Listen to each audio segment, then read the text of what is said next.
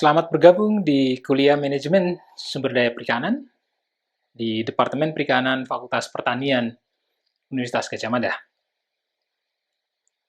Hari ini kita akan memulai bahasan kita tentang manajemen sumber daya perikanan, dimulai dari satu definisi tentang ikan sebagai sumber daya kepemilikan bersama, atau sumber daya ikan sebagai commons. Nah, definisi ini penting kita diskusikan karena dengan karakteristiknya sebagai commons gitu ya, pengelolaan sumber daya ikan bisa kita katakan memiliki satu tantangan tersendiri, atau kadang-kadang, atau bukan hanya kadang-kadang, mungkin sering, tricky dalam pengelolaannya, rumit dalam pengelolaannya. Lalu apa itu commons? Commons gitu ya, atau sebagian referensi menyebutnya sebagai common pool resources, atau sumber daya kepemilikan bersama, merupakan sumber daya yang dimiliki oleh semua populasi. Jadi kalau ikan kita sebutkan sebagai commons gitu, kepemilikannya adalah kepemilikan yang dimiliki oleh semua populasi, entah itu nelayan atau bukan nelayan, tanpa pembatasan siapa dan bagaimana sumber daya tersebut dimanfaatkan. Nah, itu definisi yang secara umum disebutkan sebagai commons atau common pool resources atau sumber daya kepemilikan bersama. Nah, sumber daya ini sesungguhnya adalah sumber daya alam secara umum, gitu ya. Ataupun semua sumber daya buatan manusia atau fasilitas yang memiliki ciri yang ketersediaannya untuk semua orang, atau cenderung untuk terdegradasi karena pemanfaatan berlebihan. Jadi kalau kita melihat definisi itu, maka commons itu cukup banyak di sekitar kita. Mulai dari sungai, waduk, danau, sekolah, jalan, gitu ya.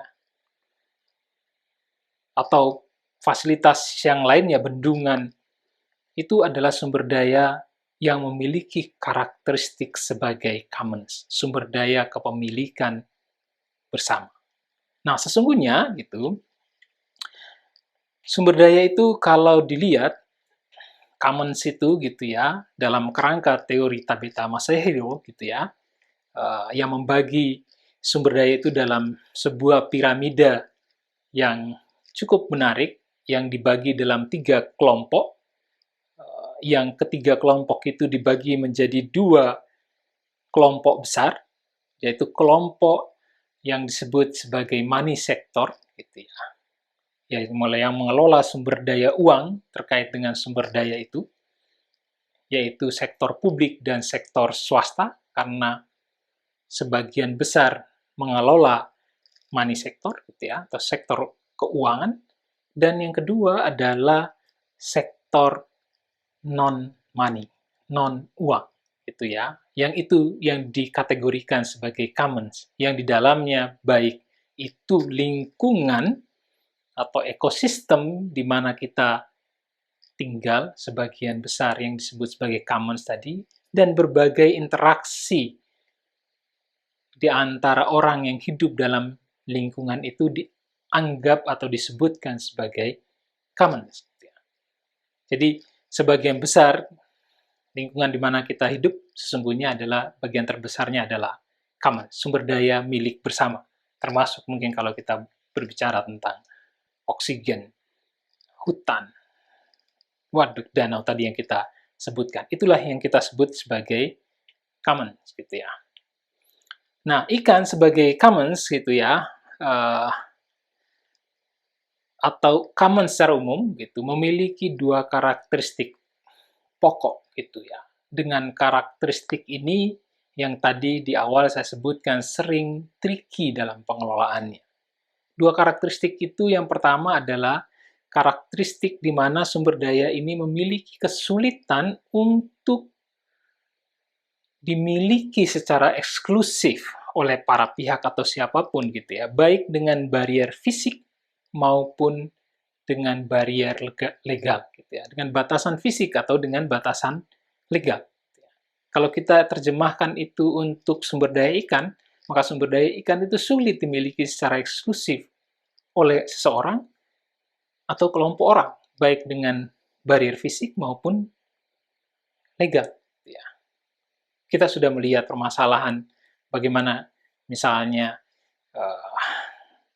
diskusi tentang ikan ber-KTP dan seterusnya, itu adalah diskusi-diskusi tentang karakteristik dari commons yang sulit dibatasi secara eksklusif kepemilikannya, baik dengan barier fisik ataupun dengan barier legal. Yang kedua, karakteristik yang kedua adalah munculnya permasalahan pembagian manfaat yang dikonsumsi oleh satu orang terhadap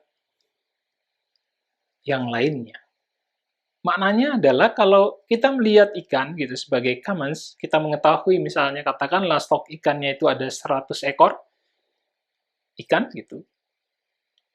100 ekor ikan itu dimanfaatkan, katakanlah yang tadi tidak memiliki hak eksklusif tadi, katakanlah 10 orang, sama-sama ke laut menangkap ikan sebanyak 100 ekor, tidak berarti bahwa 100 ekor itu akan terbagi rata pada 10 orang, sehingga memiliki 10 ekor dari orang yang menangkap itu.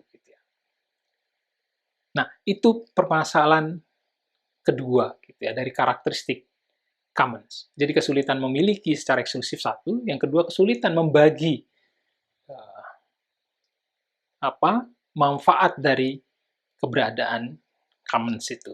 Inilah dua aspek gitu ya, yang membuat pengelolaan commons atau sumber daya apapun yang memiliki ciri sebagai commons atau sumber daya milik bersama, itu selalu menghadapi kesulitan dalam pengelolaannya. Dan pengelolaan sumber daya ikan itu berupaya salah satunya adalah mencari solusi atas permasalahan tersebut.